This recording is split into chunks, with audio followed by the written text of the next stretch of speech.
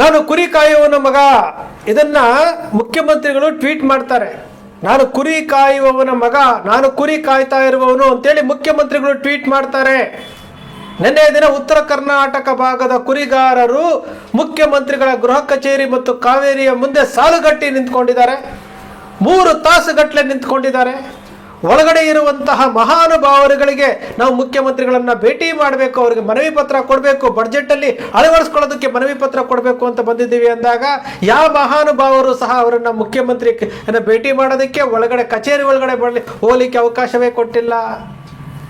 ಕುರಿಗಾರರು ಹೊರಗಡೆ ನಿಂತ್ಕೊಂಡಿದ್ರು, ಸಾಲುಗಟ್ಟಿ ನಿಂತ್ಕೊಂಡಿದ್ರು. ಯಾರ್ಯಾರ ಕೈಯಿಂದನೋ ಫೋನ್ ಮಾಡಿಸಿದ್ರು, ಏನೇನೋ ಮಾಡಿದ್ರು. ಆದರೂ ಸಹ ಯಾರೂ ಸಹ ಈ ಕುರಿಗಾರರನ್ನು ಒಳಗಡೆ ಕರ್ಕೊಂಡು ಹೋಗಲಿಲ್ಲ, ಮುಖ್ಯಮಂತ್ರಿಗಳನ್ನು ಭೇಟಿ ಮಾಡಿಸ್ಲಿಲ್ಲ, ಇವರ ಮನವಿ ಪತ್ರವನ್ನು ಕೊಡಿಸ್ಲಿಕ್ಕೂ ಆಗಲಿಲ್ಲ. ಇದು ನಮ್ಮ ಕುರಿಗಾರರ ಈ ಕುರುಬರ ಪರಿಸ್ಥಿತಿ. ಬಾಗಿಲಲ್ಲಿ ಕಾಯ್ಕೊಂಡು ಕೂತಿದ್ದಂತಹ ಅವರನ್ನ ಮುಖ್ಯಮಂತ್ರಿಗಳು ಕಾರ್ನಲ್ಲಿ ಹೊರಗಡೆ ಬರಬೇಕಾದ್ರೆ ನಿಲ್ಲಿಸಿ ಮನವಿ ಪತ್ರವನ್ನು ಕೊಡ್ತಾರೆ. ಮನವಿ ಪತ್ರವನ್ನು ಈಸ್ಕೊಂಡು ಆಯ್ತು ನೋಡ್ತೇನೆ ಅಂತೇಳಿ ಮುಖ್ಯಮಂತ್ರಿಗಳು ಪಾಸ್ ಆಗ್ತಾರೆ. ಇವರು ನಮ್ಮವರು. ನಾನೂ ಸಹ ಕುರಿಗಾರರ ಮಗ. ಕುರಿಗಾಹಿಗಳು ಹೊರಗಡೆ ಬಂದು ನಿಂತಿದ್ದಾರೆ, ನನಗೋಸ್ಕರ ವೆಯ್ಟ್ ಮಾಡ್ತಾ ಇದ್ದಾರೆ, ನನಗೆ ಮನವಿ ಪತ್ರ ಕೊಡ್ತಾ ಇದ್ದಾರೆ ಅಂತೇಳಿ 5 ನಿಮಿಷಗಳ ಕಾಲ ಕಾರಿನಿಂದ ಇಳಿದು ಅವರಿಗೆ ಮಾತಾಡಿಸಿ ಅವರ ಮನವಿಯನ್ನು ಆಲಿಸಿ ಅವ್ರನ್ನ ಒಳಗಡೆ ಕಳಿಸಿ ಅವ್ರಿಗೇನೋ ಒಂದು ಗೌರವವನ್ನು ಸೂಚಿಸಿದ್ರೆ ಎಷ್ಟು ಖುಷಿಯಾಗಿರ್ತಿತ್ತು, ಎಷ್ಟು ಖುಷಿಯಾಗಿರ್ತಿತ್ತು ನಿಜಕ್ಕೂ. ಆ ವಿಡಿಯೋವನ್ನು, ಆ ಫೋಟೋಗಳನ್ನು ನೋಡ್ತಾ ಇದ್ರೆ ನಿಜವಾದಂತಹ ಪ್ರಾಮಾಣಿಕ ಕುರುಬನಾಗಿದ್ರೆ ಅವನ ಮನಸ್ಸು ಎಷ್ಟು ಬಾಧಿಸುತ್ತಿರ್ತಿತ್ತು ರೀ, ಎಷ್ಟು ಬಾಧಿಸುತ್ತೆ. ಕಣ್ಣಲ್ಲಿ ನೀರು ಬರುತ್ತ್ರಿ. ಈ ಸ್ಥಿತಿಗೆ ಕುರುಬರನ್ನ ತಲುಪಿಸ್ಬಿಟ್ರಲ್ಲ ಅಂತ.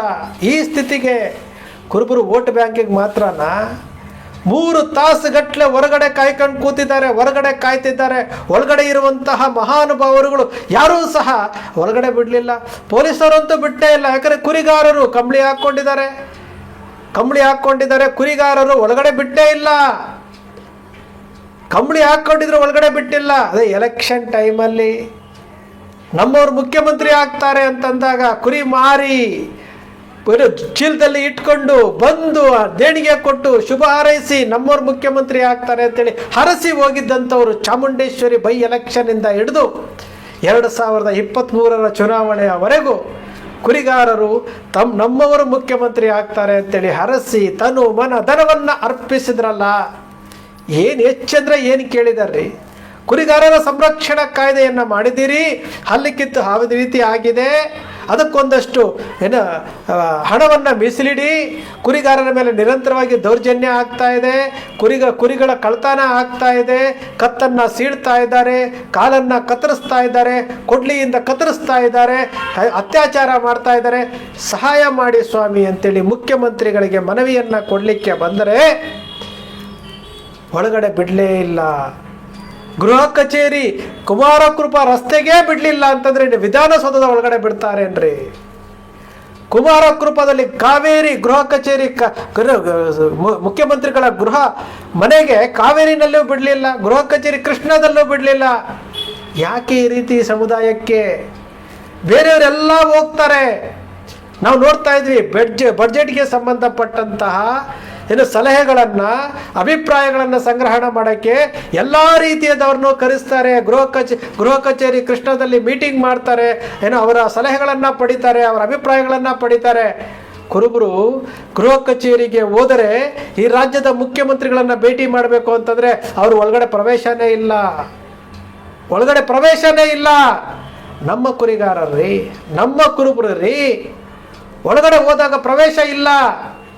ಸುವರ್ಣ ನಾಗರಾಳಮ್ಮ ಹೆಣ್ಣುಮಗಳು ಬಾಗಲಕೋಟೆಯಲ್ಲಿ ಹೇಳಿದ್ರಲ್ಲ, ನಿಮ್ಮನ್ನು ಕಾಡಕ್ಕೆ ಬಂದಾಗ ಚೆಂಡು ಹಿಡಿದು ಹೊರಗಡೆ ದಬ್ತಾರೆ ಅಂತ ಹೇಳಿದ್ರಲ್ಲ, ಇದು ಸಾಬೀತಾಯ್ತಲ್ಲ. ಇವತ್ತು ಹೊರಗಡೆ ಇದ್ದಂತಹ ಸೆಕ್ಯೂರಿಟಿಗಳು, ಪೊಲೀಸ್ನವರು ಈ ಥರ ಬಂದಿದ್ದಾರೆ ಅಂತೇಳಿ ಒಳಗಡೆ ನಿಮಗೆ ಇಂಟಿಮೇಷನ್ ಕೊಟ್ಟು ಒಳಗಡೆ ಕಳಿಸ್ಬೇಕಾಗಿತ್ತು. ಅವ್ರು ಏನು ಸ್ವಂತಕ್ಕೆ ಕೇಳಲಿಕ್ಕೆ ಬಂದಿಲ್ಲ. ಕುರಿ ಕಾಯೋರು ಬರೀ ಕುರುಬರು ಮಾತ್ರ ಅಲ್ಲ, ಎಲ್ಲ ಜನಾಂಗದವರು ಕುರಿ ಕಾಯ್ತಾರೆ. ಎಲ್ಲ ಜನಾಂಗದವ್ರಿಗೂ ಒಳ್ಳೇದಾಗಬೇಕು ಅನ್ನೋ ಕಾರಣಕ್ಕೋಸ್ಕರವಾಗಿ ಅವ್ರು ಮನವಿ ಕೊಡಲಿಕ್ಕೆ ಬಂದಿರುವಂಥದ್ದು. ಚೆಂಡು ಹಿಡಿದು ಹೊರಗಡೆ ದಬ್ತಾರೆ ಅಂತೇಳಿ ಆ ಹೆಣ್ಣು ಮಗಳು ಹೇಳಿದ್ದು ಇವತ್ತು ಸಾಬೀತಾಯ್ತಲ್ಲ. ಹೊರಗಡೆ ನಿಲ್ಲಿಸಿದ್ರಲ್ಲ. ಕೊನೆಯ ಪಕ್ಷ ಇವರು ಏನು ಕೇಳ್ಕೊಂಬರ್ತಾ ಇದ್ದಾರೆ, ಇವರು ಏನು ಕೇಳ್ತಾ ಇದ್ದಾರೆ? ಅವರು ಏನು ಹೋರಾಟಗಾರರು ಬಂದರು, ಮನವಿ ತಗೊಂಡ್ರು, ಕಾದ್ಕೊಂಡು ಕೂತಿದ್ರು, ನಿಂತ್ಕೊಂಡಿದ್ರು. ಕೊನೆಗೆ ಬೇರೆ ದಾರಿ ಇಲ್ಲದೆ ಸಂಬಂಧಪಟ್ಟಂಥ ಇಲಾಖೆಗೆ ಹೋಗ್ತೀವಿ, ಮನವಿ ಕೊಟ್ಟರು, ಮನವಿ ಇಸ್ಕೊಂಡ್ರು, ಡಬ್ಬಕ್ಕೆ ಹಾಕಿದ್ರು. ಇದೇ ಥರ ನಡೀತಾ ಇರುವಂಥದ್ದು. ಕುರುಬರು ಅಂದರೆ ಯಾಕ್ರಿ ಕುರುಬರ ಬೇಡಿಕೆಗೆ ಇಲ್ಲಿ ಮಾನ್ಯತೆ ಸಿಗ್ತಾ ಇಲ್ಲ? ಯಾಕೆ ಸಿಗ್ತಾ ಇಲ್ಲ? ನಾವು ಸಹ ಈ ವರ್ಷನೂ ಮನವಿ ಕೊಟ್ಟಿದ್ದೀವಿ. ಕುರಿಗಾರರ ಸಂರಕ್ಷಣೆ ಕಾಯ್ದೆಗೆ 500 ಕೋಟಿ ರೂಪಾಯಿ ಇಡಬೇಕು ಅಂತ ಕೊಟ್ಟಿದ್ದೀವಿ. ಕುರಿಗಾರರ ಸಂರಕ್ಷಣೆ ಕಾಯ್ದೆಯನ್ನು ಬಲಿಷ್ಠಗೊಳಿಸಿ ಅಂತ ಕೊಟ್ಟಿದ್ದೀವಿ.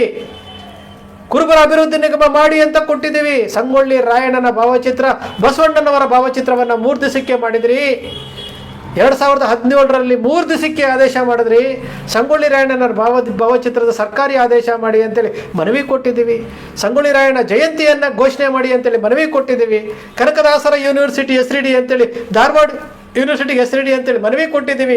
ಅಹಲ್ಯಾಬಾಯಿ ಹೋಳ್ಕರ್ ಹೆಸರಿನಲ್ಲಿ ಒಂದು ಪ್ರತಿಮೆ ಮಾಡಿ ಅಂತ ಕೊಟ್ಟಿದ್ದೀವಿ. ಬಾಪೂಜಿ ನಗರ ಬಸ್ ನಿಲ್ದಾಣಕ್ಕೆ ಸಂಗೊಳ್ಳಿ ರಾಯಣ್ಣನ ಹೆಸರು ಫೈನಲ್ ಆಗಿತ್ತು, ಒಂದು ಬೋರ್ಡ್ ಅನಾವರಣ ಮಾಡಿ ಅಂತ ಕೊಟ್ಟಿದ್ದೀವಿ. ಸಂಗೊಳ್ಳಿ ರಾಯಣ್ಣನ ಮೂರ್ತಿ ಏನು ವಿಧಾನಸೌಧದ ಮುಂದ್ಗಡೆ ಇಡಿ, ಆದರ್ಶ ಆಗಲಿ ಅಂತ ಕೊಟ್ಟಿದ್ದೀವಿ. ಇದು ಬಿಟ್ಟರೆ ಬೇರೇನೂ ಇಲ್ವಲ್ಲ, ಇದು ಬಿಟ್ಟರೆ ಬೇರೆ ಏನು ಕೇಳೇ ಇಲ್ವಲ್ಲ ನಿಮಗೆ. ದೊಡ್ಡ ಬೇಡಿಕೆಗಳೇ ಅಲ್ಲ ಇದು. ಎಲ್ಲ ಜಾತಿಗಳಿಗೂ ಅಭಿವೃದ್ಧಿ ನಿಗಮ ಇದ್ದಾವೆ. ಕುರಿಗಾರರು ಕೇಳ್ತಾ ಇರುವುದೇನು? ಕುರಿಗಾರರ ಅಭಿವೃದ್ಧಿ ನಿಗಮಕ್ಕೆ ಅಧ್ಯಕ್ಷನನ್ನಾಗಿ ಮಾಡಿ, ಕುರಿಗಾರರನ್ನೇ ಅಧ್ಯಕ್ಷರನ್ನಾಗಿ ಮಾಡಿ, ಯಾರ್ಯಾರನ್ನೂ ನೀವು ಮಾಡಿಬಿಟ್ರೆ ಬರ್ತಾರೆ, ಕುತ್ಕೊಳ್ತಾರೆ, ಅವ್ರಿಗೇನೂ ಗೊತ್ತಿರಲ್ಲ, ನಮಗೆ ಸ್ಪಂದನೆ ಮಾಡಲ್ಲ ಅಂತೇಳಿ ಮನವಿ ಮಾಡಿದ್ರಲ್ಲ, ಆ ರೀತಿ ಮಾಡಿ ಸ್ವಾಮಿ, ಆ ರೀತಿ ಮಾಡಿ. ಪ್ರಜಾಪ್ರಭುತ್ವ ರಾಷ್ಟ್ರದಲ್ಲಿ ಸಂವಿಧಾನ ಬಿಟ್ಟು ಅವ್ರು ಏನಕ್ಕೆ ಕೇಳಲೇ ಇಲ್ಲ. ಯಾವಾಗಲೂ ಹೇಳ್ತಾ ಇರ್ತೀರಲ್ಲ, ಸಂವಿಧಾನ ದೊಡ್ಡದು, ಸಂವಿಧಾನ ದೊಡ್ಡದು, ಬಾಬಾ ಸಾಹೇಬ್ ಅಂಬೇಡ್ಕರ್ ಬರೆದಿರುವಂಥ ಸಂವಿಧಾನ ದೊಡ್ಡದು, ಸಂವಿಧಾನ ಬಿಟ್ಟು ನಾವು ಹೋಗಲ್ಲ ಅಂತ ಹೇಳ್ತಿರಲ್ಲ. ಸಂವಿಧಾನ ಬದ್ಧವಾಗಿ ಇವರು ಕೇಳ್ತಾ ಇರುವಂಥದ್ದು. ಯಾತಕ್ಕೆ ಅವ್ರಿಗೆ ಮಾನ್ಯತೆ ಕೊಡ್ತಾ ಇಲ್ಲ? ಯಾತಕ್ಕೆ ಕೊಡ್ತಾ ಇಲ್ಲ?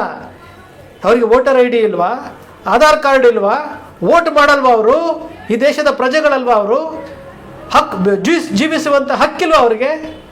ಎಲ್ಲವೂ ಇದೆಯಲ್ಲ, ಯಾತಕ್ಕೆ ಪರಿಗಣಿಸ್ತಾ ಇಲ್ಲ? ಈಗ 6ನೇ ತಾರೀಕು ಬಡ್ಜೆಟ್ ಬರ್ತಾ ಇದೆಯಲ್ಲ, 6ನೇ ತಾರೀಕು ಬಡ್ಜೆಟಲ್ಲಾದರೂ ನಮ್ಮ ಬೇಡಿಕೆಗಳನ್ನು ಈಡೇರಿಸ್ತೀರಾ ನೋಡ್ಬೇಕು ನಾವು. ಈಡೇರಿಸ್ತೀರಾ ನೋಡ್ಬೇಕು ನಾವು. ನಾವು ಕೇಳಿರುವಂಥ ಅಷ್ಟು ಬೇಡಿಕೆಗಳು ಈಡೇರಿಸಬೇಕು ಅಂತ ನಾವು ಕೇಳ್ತಾ ಇದ್ದೀವಿ. ದೊಡ್ಡದಾಗಿ ಏನೂ ಕೇಳೇ ಇಲ್ಲ ನಾವು. ಕೇಳಿರುವುದು ಸಣ್ಣದು, ಅಲ್ಪತೃಪ್ತರು ಕುರುಬರು.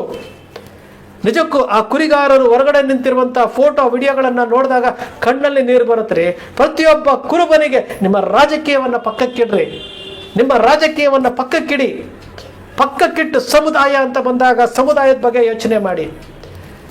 ರಾಜಕೀಯ 24 ಗಂಟೆ ವಾಟ್ಸಾಪ್ ಗ್ರೂಪ್ನಲ್ಲಿ ರಾಜಕಾರಣಿಗಳನ್ನು, ರಾಜಕೀಯ ಪಕ್ಷಗಳನ್ನು ಓಲೈಸ್ತಾ ಕೂತ್ಕೊಳ್ತಿರಲ್ಲ.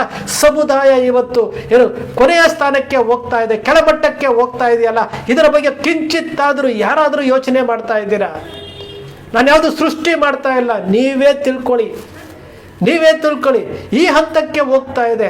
ಆದರೂ ಸಹ ನಿಮಗೆ 24 ಗಂಟೆ ಆ ಪಕ್ಷ, ಈ ಪಕ್ಷ, ಆ ರಾಹುಲ್ ಗಾಂಧಿ, ಈ DK ಶಿವಕುಮಾರ್, ಇವರು ಹಿಂಗೆ ಮಾಡಿದ್ರು, ಅವ್ರು ಹಂಗೆ ಮಾಡಿದ್ರು, ಇದನ್ನೇ ಮಾತಾಡ್ತಾ ಇದ್ದೀರಲ್ಲ ಸ್ವಾಮಿ. ಇನ್ಯಾವಾಗ ಎಚ್ಚೆತ್ಕೊಳ್ತೀರಿ? ಟೋಟಲಿ ಶೂನ್ಯದತ್ತ ಹೋಗ್ತಾ ಇದೆ ಸಮುದಾಯ, ಟೋಟಲಿ. ಆದರೂ ಸಹ ನಿಮಗೆ ನಾವು ಏನು ಮಾಡ್ತಾ ಇದ್ದೀವಿ ಅನ್ನೋದೇ ಗೊತ್ತಿಲ್ಲಲ್ಲ. 100 ವಾಟ್ಸಪ್ ಗ್ರೂಪುಗಳು, 100 ಏನಕ್ಕೆ? ಯಾವುದು ಕೆಲಸಕ್ಕೆ ಬಾರದೇ ಇರುವಂಥದ್ದು. ನಾವು ಹೇಳ್ತಾ ಇದ್ದೀವಲ್ಲ, 100 ಜನ LKGಯಿಂದ ಕಟ್ಟಬೇಕು. ಇವಾಗ ನಾವು LKGಯಿಂದ ನಿನ್ನೆ ದಿವಸ ಅದನ್ನೆಲ್ಲ ನೋಡಿದ ಮೇಲೆ ನನಗನ್ಸಿದ್ದು, ಇಲ್ಲ, ಈ ಸಮುದಾಯದಲ್ಲಿ ಹುಟ್ಟಿದ್ದೀವಿ, ಸಮುದಾಯದ ಋಣ ನಮ್ಮಲ್ಲಿದೆ, LKGಯಿಂದ ಕಟ್ಟುವಂಥ ಕೆಲಸ ಮಾಡೋಣ. ಈ ಸಮುದಾಯದಲ್ಲಿ 100 ಜನ ಸಮಾಜಕ್ಕೋಸ್ಕರವಾಗಿ ನಾನು ತೊಡಗಿಸ್ಕೊಳ್ತೀನಿ, ನಾನು ಇದ್ದ ಸ್ಥಳದಲ್ಲೇ ತೊಡಗಿಸ್ಕೊಳ್ತೀನಿ, ಸಮಾಜದ ಉನ್ನತಿಗೋಸ್ಕರ ತೊಡಗಿಸ್ಕೊಳ್ತೀನಿ. ಯಾವುದೇ ಸ್ವಾರ್ಥವಿಲ್ಲದೆ, ಪ್ರತಿಫಲಾಪೇಕ್ಷೆ ಬೇಡದೆ ನಾನು ತೊಡಗಿಸ್ಕೊಳ್ತೀನಿ ಅನ್ನೋ 100 ಜನಕ್ಕೆ ನಾನು ಆಹ್ವಾನ ಕೊಡ್ತಾ ಇದ್ದೀನಿ. 100 ಜನಕ್ಕೆ. ಸಮುದಾಯ ಇವತ್ತು ವಿನಾಶದತ್ತ ಹೋಗ್ತಾ ಇದೆ. ಸಮುದಾಯ ಉಳಿಸ್ಬೇಕು ಅಂತಂದರೆ 31 ಜಿಲ್ಲೆಯಲ್ಲಿರುವಂತಹ ಕುರುಬರು, 55ರಿಂದ 60 ಲಕ್ಷ ಇರುವಂತಹ ಕುರುಬರಲ್ಲಿ ಬರೀ 100 ಜನನ ನಾನು ಕೇಳ್ತಾ ಇದ್ದೀನಿ. ಬನ್ನಿ ಕೂತು ಮಾತಾಡೋಣ, ನಮ್ಮ ಹಕ್ಕುಗಳನ್ನು ಕೇಳೋಣಂತೆ. ಬೀದಿಗಿಳಿದು ಕಲ್ಲೊಡೆದು ಹೋರಾಟ ಮಾಡಬೇಕಾಗಿಲ್ಲ, ಪ್ರತಿಭಟನೆ ಮಾಡಬೇಕಾಗಿಲ್ಲ. ಆದರೆ ಪ್ರಜಾಪ್ರಭುತ್ವ ರಾಷ್ಟ್ರದಲ್ಲಿ ಸಂವಿಧಾನದ ಅಡಿನಲ್ಲಿ ಕೇಳೋಣ. ಬನ್ನಿ, 100 ಜನ ಬನ್ನಿ ಸಾಕು. ಬಂಧುಗಳೇ, ಬಹಳ ಬೇಸರ ಆಗುತ್ತೆ. ನೋವು, ಹೊಟ್ಟೆಲಿಂದ ನೋವು ಹೊರಗಡೆ ಬರ್ತಾ ಇದೆ. ಕುರಿಗಾರರು ಬೀದಿನಲ್ಲಿ ನಿಂತ್ಕೊಂಡು 3 ತಾಸು ನಿಂತಿದ್ದೀವಣ್ಣ, ಯಾರೂ ನಮಗೆ ಸಹಕಾರ ಕೊಡಲಿಲ್ಲ, ಎಷ್ಟು ಫೋನ್ ಮಾಡಿದ್ರು ಸಹಕಾರ ಕೊಡಲಿಲ್ಲ ಅಂತ ಅವ್ರು ಹೇಳಿದಾಗ ಹೊಟ್ಟೆಯಲ್ಲಿ ಬೆಂಕಿ ಬಿದ್ದಂಗೆ ಆಗುತ್ತೆ ರೀ. ಹೊಟ್ಟೆಯಲ್ಲಿ ಬೆಂಕಿ ಬಿದ್ದಂಗೆ ಆಗುತ್ತೆ. ನಮ್ಮ ಸಮಾಜದ ಮುಖಂಡರು ಅನ್ಸ್ಕೊಂಡಿರೋರು ಯಾರೂ ಸ್ಪಂದನೆ ಮಾಡಲಿಲ್ಲ, ಒಳಗಡೆ ಬಿಡಲಿಲ್ಲ. ಎಂಥದ್ರಿ ಇದು? ಪ್ರಶ್ನೆ ಮಾಡ್ದೆ ಹೋದರೆ ನಾವು ಹಕ್ಕುಗಳು ಎಲ್ಲಿಂದ ಬರುತ್ತೆ ನಮಗೆ? ಮನವಿ ಪತ್ರ ಕೊಡೋದಕ್ಕೆ ಬಂದರೆ ಕರೆದು ಒಂದು 5 ನಿಮಿಷ ಮಾತಾಡಿದರೆ ಸರಿ ಹೋಗ್ತಿತ್ತಲ್ಲ. ಬೇಜಾರಾಗುತ್ತೆ ಬಂಧುಗಳೇ.